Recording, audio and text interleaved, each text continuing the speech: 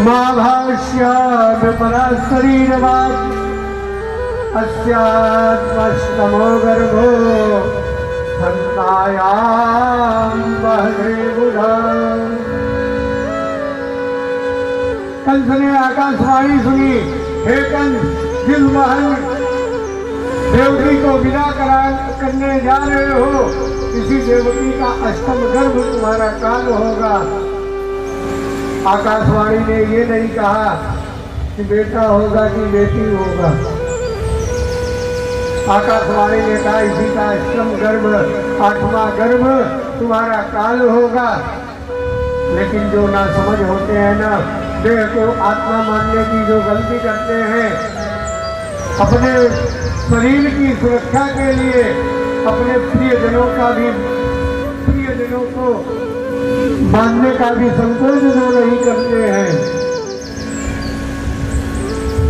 कंस ने देवकी के केसों को पकड़ करके रथ से नीचे खींचाए, तलवार उठा करके मारने लगा। मारने के लिए जैसे ही तैयार हुआ है, ये मेरे हाथ में मेरे काल को जन्म देगी, मैं इसे मार डालूंगा तो मेरा काल जन्म ही नहीं देगा। वसुदेव जी ने रोका है कंस को। वसुदेव जी ने कहा है कि कंस, मैं तुम्हें वचन देता हूँ, जितने भी बालक होंगे सबको ले आकर के तुम्हें समर्पित करूंगा, तुम मार देना, अभी छोड़ दो। कंस ने कहा मेरी एक शर्त है, तुम्हें कारागार में रहना पड़ेगा। वसुदेव जी ने कहा मंजूर है। मैं तो विदा करने के लिए ससुराल जा रहा था, ले आकर के कारागार में डाल दिया।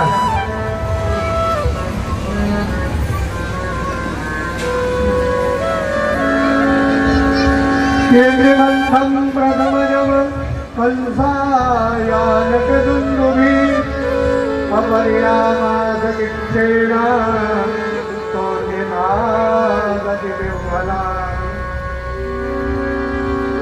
वसुदेव महाराज के पहले पुत्र हुए, जिनका नाम है कीर्तिमान।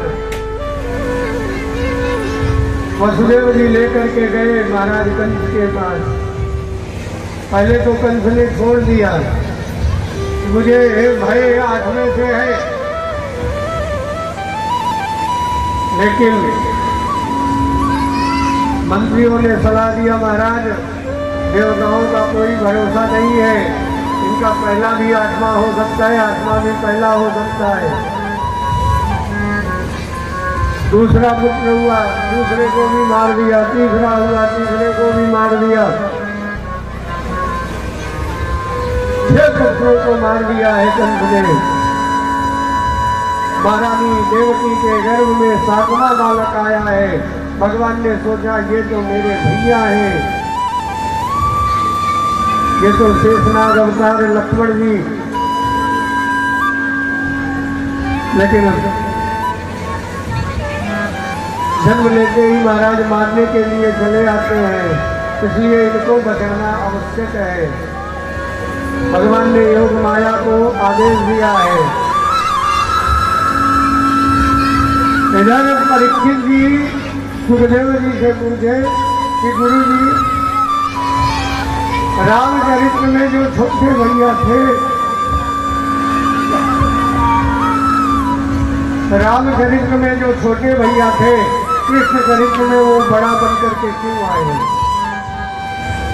भाई लक्ष्मण जी छोटे थे राम जी के चरित्र में, वही लक्ष्मण जी बलराम बन करके आए तो बड़े हुए क्यों? थोड़े लक्ष्मण जी छोटे थे, सेवा करने के लिए बैठते थे तो कभी कभी राम जी जबरदस्ती भगा देते थे, सोने के लिए कह देते थे, इसलिए लक्ष्मण जी उदास हो जाते थे। छोटा हूँ ना, इसलिए बात माननी पड़ती है, बड़ा हो जाऊं तो बताऊं, इसलिए इस अवतार में बड़े भाई बन करके आए हैं कि डांट करके ही सही प्रभु की सेवा का अवसर मिलेगा। योग माया ने खींच करके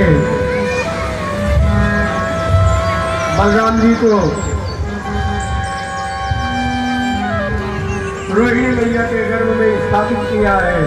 कंस ने पूछा 7वां हुआ, सैनिकों ने बताया कि महाराज हमने सुना 7वां गर्भ में ही नष्ट हुआ है।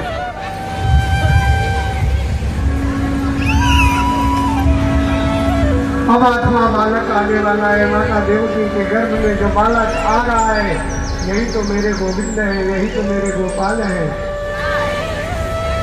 देवताओं को जब पता चला कि भगवान अवतार लेकर के आने वाले हैं, सभी देवताओं ने गोविंद का मंगलमय स्तवन किया है।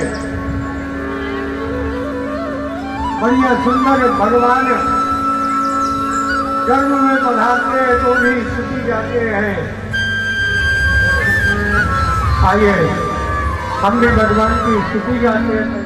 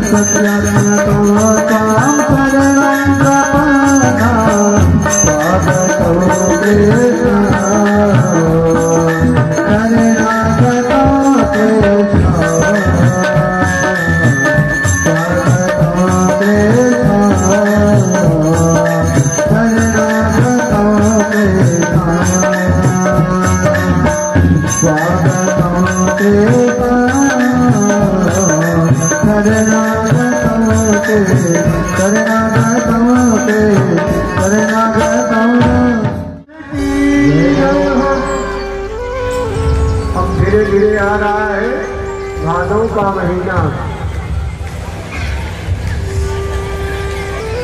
नारद जी ने सोचा कि भादों का महीना आ रहा है, अब कंस को थोड़ा डरा करके आऊं।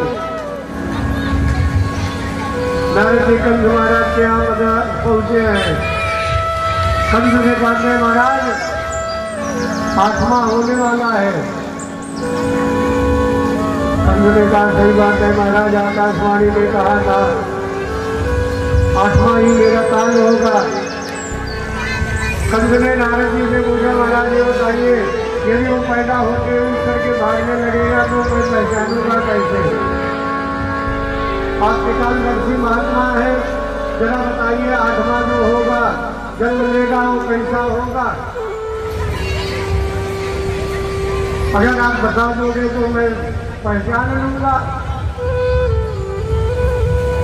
नारद जी ने कहा बताऊं वो कैसा होगा? कंस ने कहा बताओ। नारद जी ने कहा वो काला काला होगा, मुरली वाला होगा, देखने में छोटा पर पेट में 1.5 हाथ का दाढ़ी वाला होगा। महाराज वो काला काला होगा, नाम में उसका काला, शरीर में उसकी काली, केस भी काले, सावधान रहिएगा।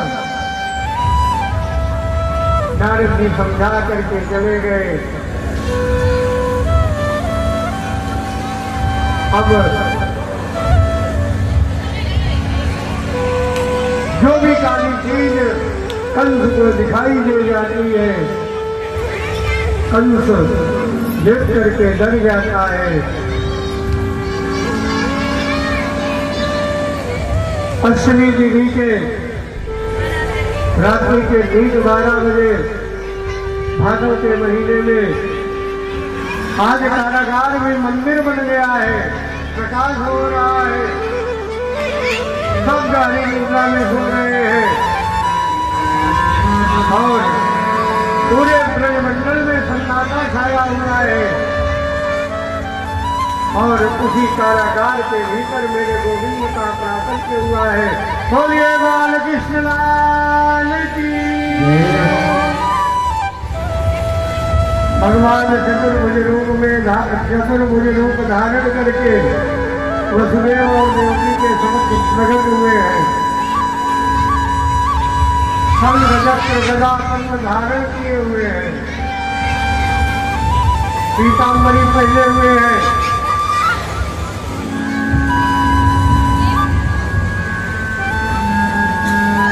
देवकी और भैया और वसुदेव जी दर्शन कर रहे हैं। माता देवकी ने कहा मैंने आपको पुत्र बनकर के आने के लिए कहा था, पिताजी बनकर के आए, इतना बड़ा पुत्र नहीं होता है। भगवान ने कहा देखिए छोटे बन जाएंगे तो आपको हमारी सुरक्षा करनी पड़ेगी। भगवान ने वसुदेव जी से कहा कि मुझे गोकुल पहुंचा दीजिए। नंद की पत्नी ने अभी अभी एक कन्या को जन्म दिया है, हमें ले जाकर के वहां सुला दीजिए और कन्या को ले आइए। वसुदेव जी ने कहा कि हाथों में बेड़ियां लगी हुई है, हथकड़ी लगी हुई है। भगवान ने कहा इसकी चिंता मत करिए।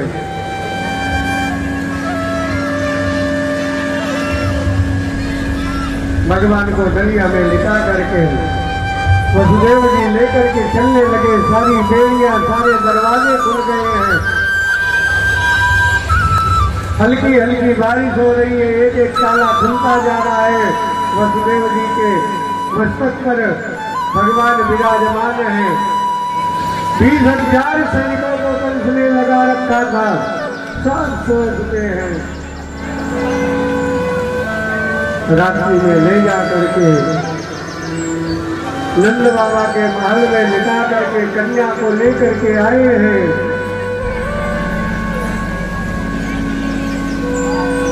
अब जैसे ही कन्या को लेकर के आए रोना प्रारंभ हुआ। कंस को पता चला, भाग करके आया, सैनिक उठ गए, महाराज इस बार कन्या आई है। सैनिकों ने कहा महाराज दयालु मत बनिए, इस कन्या का जो पुत्र होगा वो आपको मारेगा। कन्या को मारने का प्रयास किए लेकिन कन्या हाथ में छोड़ करके अष्टभुजी के रूप में हो गई। अरे मूर्ख, मुझे मारने से क्या होगा, तेरा वध करने वाला गोकुल में कहीं अवतार ले चुका है। कंस ने पूछा कहा कुछ बताया नहीं होगा माया। इधर नंद बाबा की 2 बहनें हैं, नंदा और सुनंदा। प्रातः काल जाकर के यशोदा मैया के कक्ष में जाकर के देखती है तो यशोदा मैया के बगल में लाला धीमी सी चढ़िया हुए है, लेटा हुआ है। सबने जाकर के बधाई दिया है। बोलिए वसुदेव नंदन भगवान की।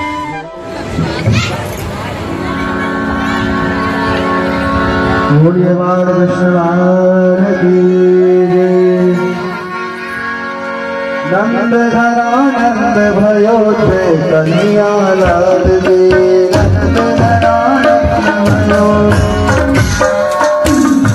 नंद घरा नंद भयो थे कन्हैया लाल दे। नंद घरा नंद भयो थे कन्हैया लाल। जय कन्हैया लाल की, जय राम दयाल की, जय कन्हैया लाल की, जय हो गोपाल की। एक मिनट और एकदम से बताइएगा ना, बालक की आंख में लग सकता है इसलिए अभी कहीं कुछ हो पाएगा नहीं, ना तो फूल फेंकेगा। अभी केवल ताली बजा करके भगवान का स्वागत करिए। लुटाने के लिए जब बोला जाएगा सब लुटाइएगा आप लोग।